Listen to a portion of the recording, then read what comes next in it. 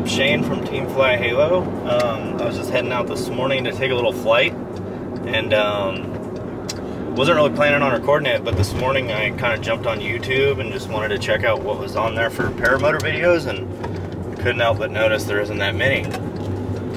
So, just figured I'd contribute to the content pool. This is kind of a flight that I've been excited about doing for a long time. I'm going to be taking off from a place called Guardsman's Pass, which is at like 9,000 feet, and flying the east side of the Wasatch range up north. It's not very far, about 45 miles or so, but I've kind of thought that this might be a cool place to try and make distance from. Of course, the trade-off is if you're cruising around at 9,000 feet, you're just burning a ton of fuel, so we'll see.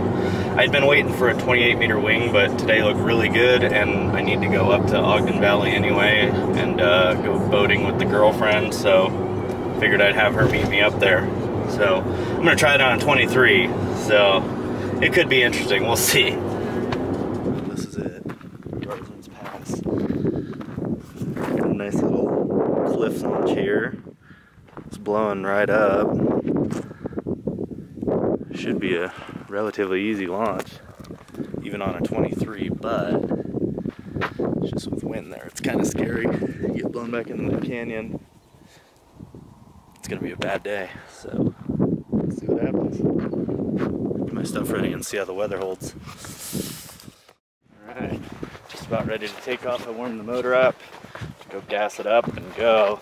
Got a nice breeze, so I should be able to reverse launch it. It takes some of the sketch factor out, but it's a 9,700 foot launch, and the DA is probably around 11, so that'd be tough to do with no wind, if you know what I'm saying, on a 23-meter wing. I really do love the nature up here, but I wish I had a toilet, if you know what I'm saying. Well, good, bad, or indifferent. It'll be over in 2 hours, so sweet. Let's get some adventure on.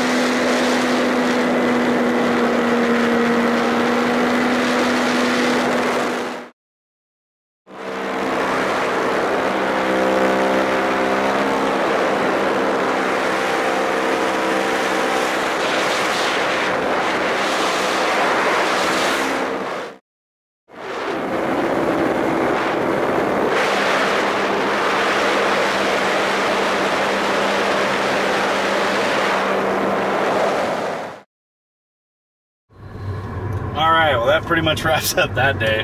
That was a long day. I got up here at Guardsman's Pass at about 7:45 and launched at about 8:10.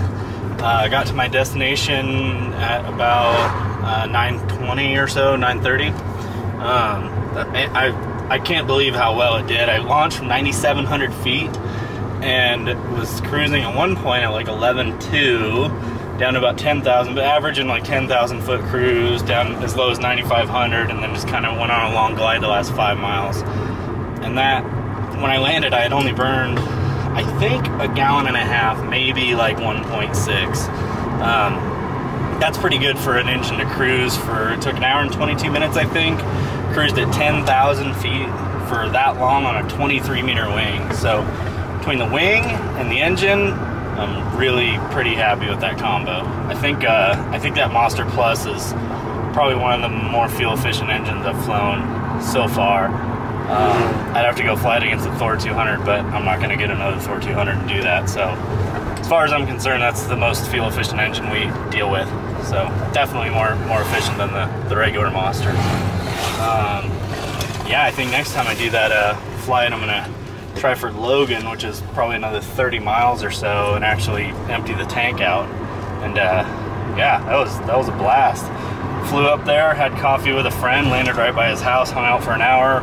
Girlfriend came up, went boating all day, then we took the scenic way home. It was a long day, but awesome.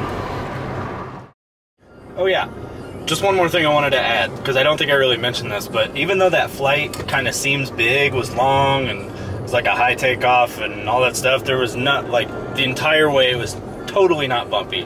I had a slight tailwind, maybe 3-4 miles per hour, and I had my hands off the brakes most of the time. Halfway through the flight, I was thinking to myself, anybody just out of training could do this. I mean, the hardest part was probably getting over the mental block of the launch, which was actually the easiest launch ever. If you could get over that, you could. I mean, anybody could have done that flight. It was easy. It just required picking the right route and doing it. So, yeah, just wanted to throw that out there. And yeah, hopefully this video adds to some of the content on YouTube for paramotoring in a positive way.